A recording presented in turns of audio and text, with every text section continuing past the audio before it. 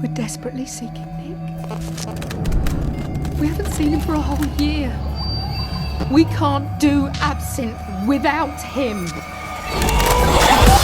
with me in a world of pure imagination.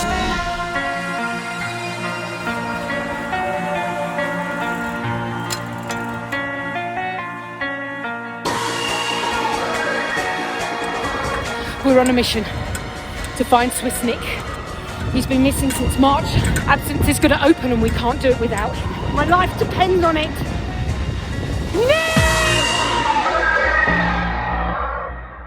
There was this artist collective in Switzerland and one of the shows was too bland and I decided to continue as a solo act. I like architecture. I love everything that has an iconic structure that is sleek and glossy but combined with a sort of grotesque. That's one of my big inspirations. Okay, come inside. He has to be in here. Are you sure? Eric, just come.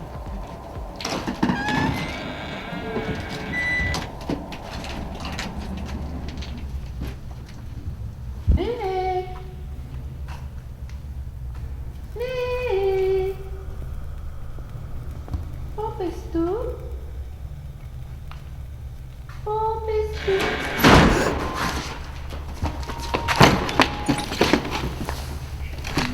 It's okay.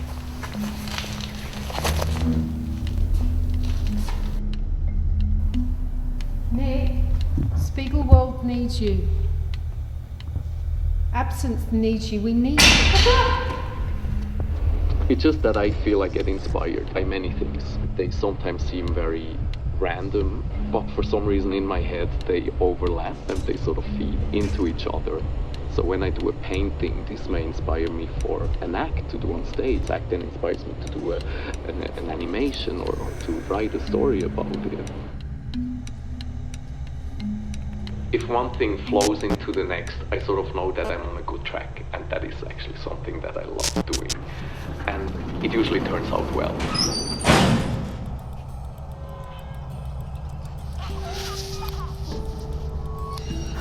I don't think that's him. It's obvious.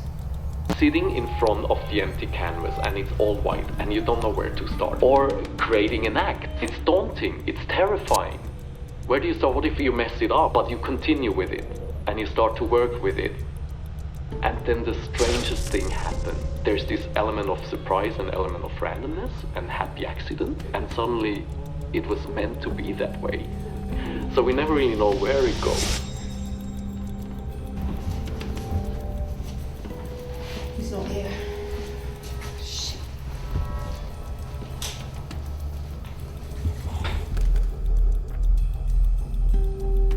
Petra?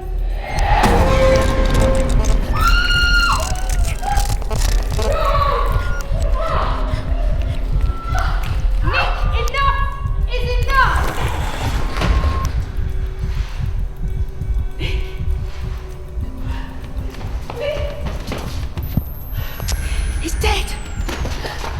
Nick, speak to me, Nick. Nick, wake up. Nick! You're alive. Oh, Nick, I'll help you.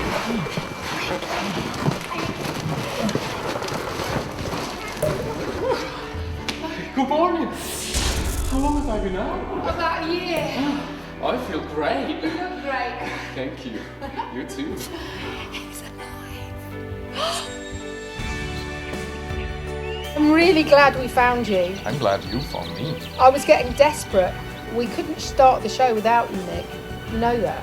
So you did the last show, when was it? The 15th, 2020? 15th, exactly 1 year ago. Exactly. Can you believe it? Yeah. Looking at it now, I think it's the perfect moment, the perfect image for us struggling through this year, but then climbing out of it and come back better. It's more about the struggle and how to get out of this horrible year that we've all been through. Yeah. And so for many ways, extreme situations can be a joy and a blessing because it forces you to be courageous and creative and find new ways of doing things. Because me just coming to Vegas and then suddenly being out of a job, it made me get to know a city that is known for being glitzy, vulgar, parties. I haven't seen any of that. I've seen the whole other Vegas, which actually to me is much more exciting in a way because it was about the community, the friendship. Where else in the world do you have that many performers and producers and artists combined in one city? And for this Vegas is very special. It's like a village. It's like a village. Seeing my friends and colleagues struggle through this has been so devastating. Yeah. And I guess what helped me most getting through this was to stay busy and to do things. It's a pure expression of I guess, our inner processes during all this. Mm-hmm. So it's definitely more therapeutic for me than anything else. I'm extremely proud for Absinthe to open back up. My hope is that this is going to be a beacon of hope for all the other shows out there, to make entertainment come back, to make it safe, and that we're all gonna have a fucking amazing time next year. Fuck yeah!